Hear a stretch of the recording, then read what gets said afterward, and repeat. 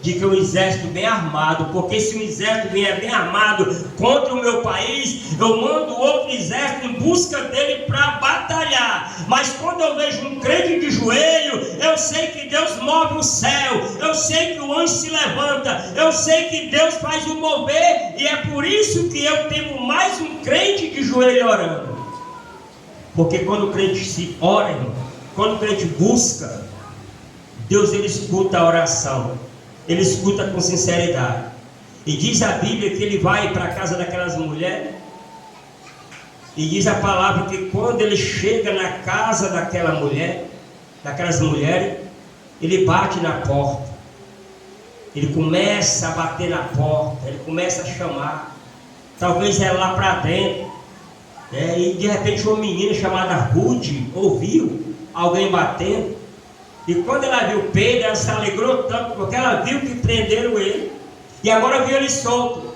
A alegria era tão grande que ela não abriu a porta, correu para lá, alegre, sorrindo, pulando. O que foi, menina? Pedro está aí fora batendo na porta. Disseram, tu está fora de si, menina, tu não está normal. Pedro está preso. Como é que uma igreja está no propósito de oração? Para Deus soltar uma pessoa, e agora a pessoa chega na porta batendo, você desacredita? Que tipo de fé é essa? Era uma fé vacilante.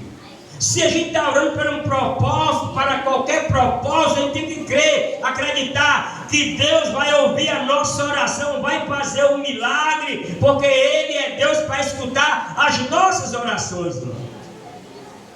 Conta-se um testemunho de uma igreja no sertão, estava uma seca brava, e o pastor fez um propósito: vamos orar para Deus mandar chuva. Aí foram orar no monte, prepararam uma caravana de irmãos depois do culto. Aí uma criancinha chegou com um bocado de guarda-chuva. E o pastor, para que esse guarda-chuva, menina? Se não está nem chovendo. Pastor, a oração, qual é o propósito? É para Deus mandar chuva. Então é por isso que eu estou levando.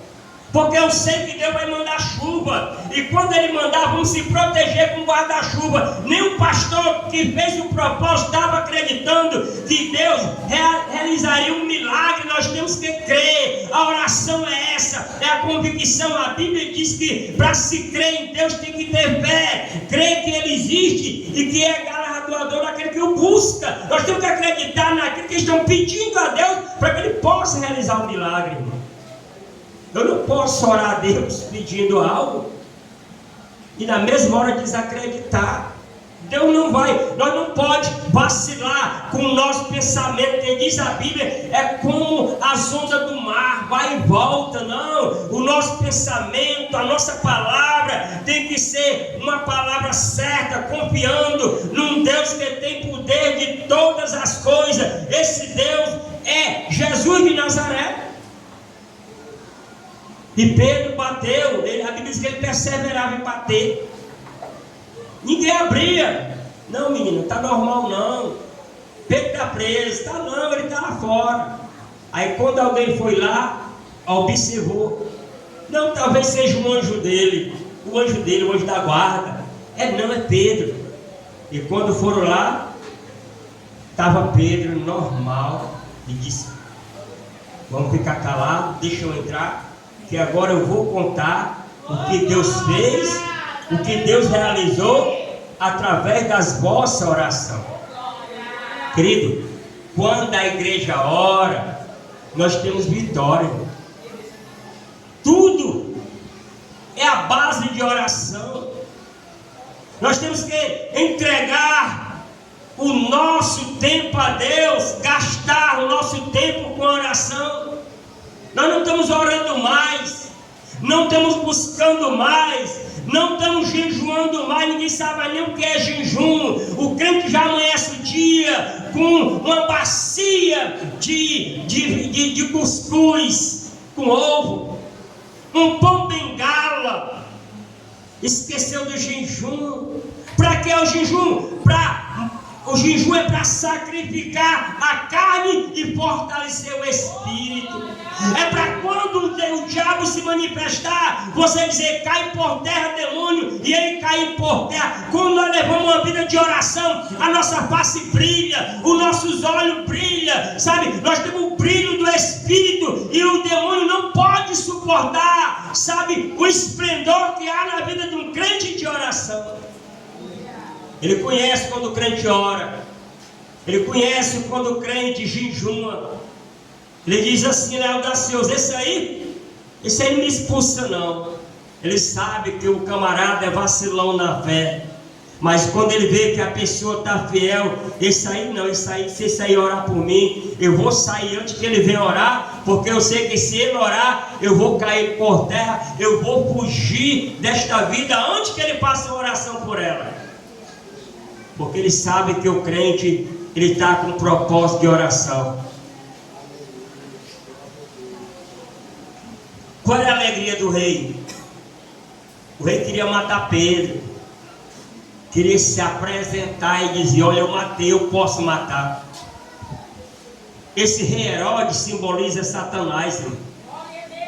Ele quer destruir a igreja, ele quer destruir a família, ele quer tirar a tua paz, ele quer tirar a tua alegria de viver, ele quer colocar dúvida no teu coração. E a Bíblia diz que quando foi de manhã que procuraram Pedro, cadê Pedro? Os guardas não viram, irmão. Pedro não estava mais, estava só o canto. Mas ele estava aqui, seu rei. Nós estávamos aqui, ó, ninguém dormiu, estava pastorando. Mas como isso aconteceu, não sei. Está aí só as cadeias quebradas, o lugar vazio. Sem cadeia ele não. Pedro estava orando, agradecendo a Deus, testemunhando daquele trabalho de oração. Talvez a Maria falou assim, ó, a irmã Maria, vamos dar a oportunidade ao irmão Pedro. Aí Pedro foi contar o testemunho. Tem pessoas que falam assim, irmão, eu vou contar um pequeno testemunho. Continua, irmão. Deus não faz nada pequeno. Você está menosprezando o poder de Deus. Pequeno testemunho.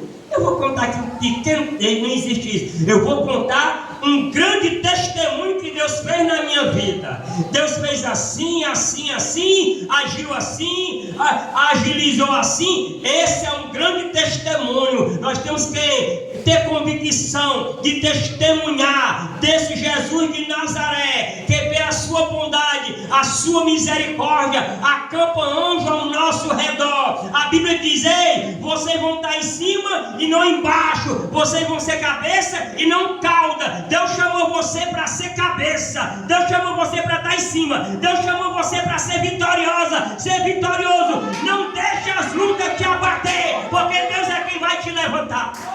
Oh, aleluia. É porque, pastor, eu sou, sabe, pastor, eu sou miserável, pastor. Pastor, eu sou o verme do verme do verme. Tu é imagem e semelhança de Deus, homem. Tu é imagem e semelhança de Deus, mulher. Deus, quando foi fazer o homem, não disse por palavra. Ele botou a mão na massa, criou um boneco bonito. Ele achou aquele boneco lindo, soprou sobre as narinas dele o fogo de vida. O homem passou a ser alma vivente. Você é a coroa da criação. Nós somos a coroa da criação.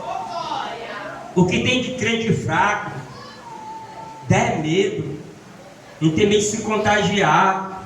Pastor, ore por mim, irmão, ore por mim. Não tem coragem de fazer um propósito com Deus, de levantar uma campanha, mas quando era do mundão tinha coragem de passar 3 dias pulando carnaval, pulando quadrilha e não se cansava. Agora para ir para a igreja cansado, não vou hoje não, porque estou assim. Ei, querido, às vezes a gente começa a negligenciar as coisas de Deus, o parafuso acocha. Aí quando o parafuso acocha, a gente vai acordar, e quando acorda é tarde demais.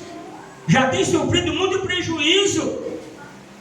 Pedro reconheceu, ele contou o testemunho para toda aquela igreja ouvir o que Deus fez com a vida dele. Mas por causa de quê? Porque tinha uma igreja de joelho orando. A oração era: solta Pedro, liberta Pedro. Ia ser morto no outro dia, mas a Bíblia diz que os planos de Deus não podem ser impedidos de maneira nenhuma. Eu posso imaginar de manhã o rei na euforia, aquela alegria: ei, traz lá o homem lá, que agora vamos matar, para toda essa multidão aqui nessa festa da Páscoa, vamos matar Pedro. E quando chega o soldado e diz: ei, vem cá, meu senhor, tem algo para te dizer. O que foi que houve?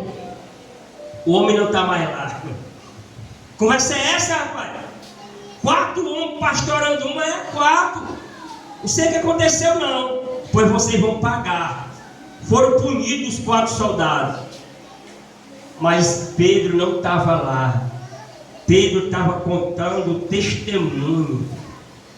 Pedro estava dizendo assim: esperei com paciência no Senhor, Ele se inclinou para mim e ouviu o meu clamor. Pedro estava dizendo assim: olha, Deus livrou o seu anjo e me livrou da morte. E agora o rei, ele vai sentar no trono, fazer uma proclamação, porque queria ser Deus. Aí quando ele vai sentar no trono, todo bichão, aí o povo começa a dizer: voz de Deus e não voz de homem. Aí ele se exaltou. Aí a Bíblia diz que Deus fez com que os bichos comessem ele. Morreu comido de bicho. Porque a glória de Deus ele não dá a ninguém. Queria ser Deus. Quando a pessoa quer ser Deus, Deus sabe como trabalhar. O rei Nabucodonosor queria ser mais do que Deus. Deus fez que ele passasse um tempo como um animal, dormindo no relento, comendo vegetais. Cabelo cresceu, barba cresceu, unha cresceu, até que caiu no entendimento dele e disse: eu não sou maior do que Deus. Deus é o maior do que tudo. Só que Deus,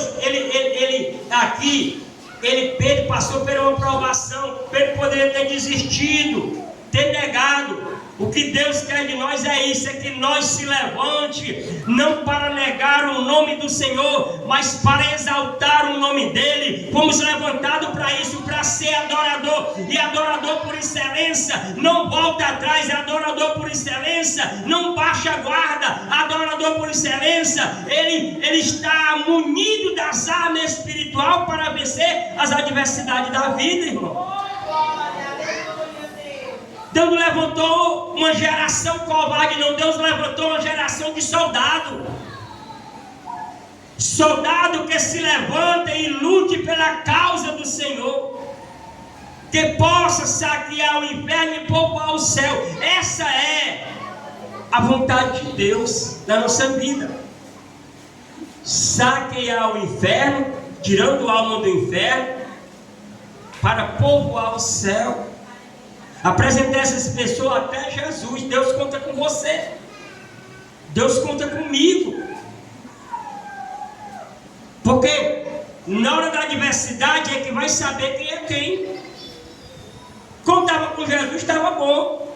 Agora sem Jesus veio a perseguição. E não pense que nós vamos passar batido, não. Essa perseguição vai vir até nós. Eu não sei se eu vou estar aqui para ver, mas com certeza vai acontecer de estar a igreja pregando no culto e ser invadida. E alguém dizer: olha, nega Cristo. Aí vamos saber quem é quem. Porque quem está com o Espírito Santo e quem entrega a vida, como Paulo entregou para Jesus, ele vai dizer assim: a morte é lucro para mim. O morrer é viver para Cristo. O morrer é viver para Cristo. Mas quando nós estamos baldeados, vacilando na fé, temos medo de tudo. Temos medo de morrer. Temos medo disso, daquilo. Mas Deus não chamou soldado covarde, não. Deus chamou pessoas disposta a não adorar os deuses que tem se levantado. Quarta-feira, terça-feira, vai ter escola bíblica, e é sobre Deus. Nós temos levantado um altar na nossa casa que nós nem sabemos, não estamos nem percebendo. Estamos adorando os deuses estranhos, os deuses alheios, a qual Deus quer que nós não adore. Poderia Sadraque, Mesaque e Abdenego ter se prostrado, porque Nabucodonosor levantou uma estátua de ouro e disse: quem não se levantar vai ser imediatamente lançado na fornalha de fogo. A fornalha, ela estava temporariamente parada, mas quando houve esse decreto, ativaram a fornalha e acenderam o fogo 7 vezes mais, como de costume. Um fogo que pudesse derreter ferro, prata, ouro, quanto mais o ser humano. Aí disseram: olha, quando vocês ouvirem o som da trombeta, da buzina, quem não se prostrar imediatamente vai ser lançado na fornalha de fogo. Tocaram. Eu posso imaginar aquela multidão, aqueles homens tocando a trombeta, aquela coisa toda, todo mundo prostrado perante a estátua. Aí quando olharam, 3 homens, 3 jovens, de pé, perderam a noção do perigo, perderam a noção da vida. Ei, rapaz, vocês 3 aí, por que não se prostraram? Não podemos, nós somos hebreus, nós somos servos do Altíssimo, só se prostramos diante de Deus, Criador dos céus e da terra. Vou tocar mais uma vez, talvez vocês estão mortos, estão com problema na audição, não ouviram direito. Se eu tocar, você não se prostrar, você é lançado na fornalha. Pode lançar. Crente audacioso, pode lançar na fornalha, não estou preocupado não. Eu sei que o meu Deus vai me tirar, se ele tirar é Deus, se não tirar vai continuar sendo Deus. Quando tocaram a buzina, olharam, estavam os 3 jovens em pé. O jovem corajoso, não se prostraram perante a imagem que Nabucodonosor tem levantado. A Bíblia diz que o fogo estava tão quente que quem foi jogar eles 3 morreram queimados. Imagine aí a temperatura daquela fornalha. Lacraram a fornalha, fecharam a porta, deixa aí, deixa passar um espaço de tempo aí, vai estar só o torrão. Quando o rei mandou abrir a fornalha, abre a fornalha aí, eu quero ver aí, se ainda tem vestígio deles ainda. Quando olharam, 4 homens passeando dentro da fornalha do fogo. O 4º homem era semelhante ao filho dos deuses, era o próprio Deus que estava ali, confortando Sadraque, Mesaque e Abdenego pela audácia, pela atitude que eles tomaram. Fornalha para crente é bênção, irmão. Crente de verdade não se prostra diante de uma fornalha. Ele deixa ser jogado dentro, porque ele sabe que o 4º homem vai estar lá para lhe guardar. Crente fiel não teme a cova, porque ele sabe que Deus vai mandar o seu anjo para fechar a boca do leão, porque o crente fiel que obedece não tem cheiro de carne, e sim cheiro de espírito. E leão só gosta de carne, não gosta de espírito. Crente fiel não teme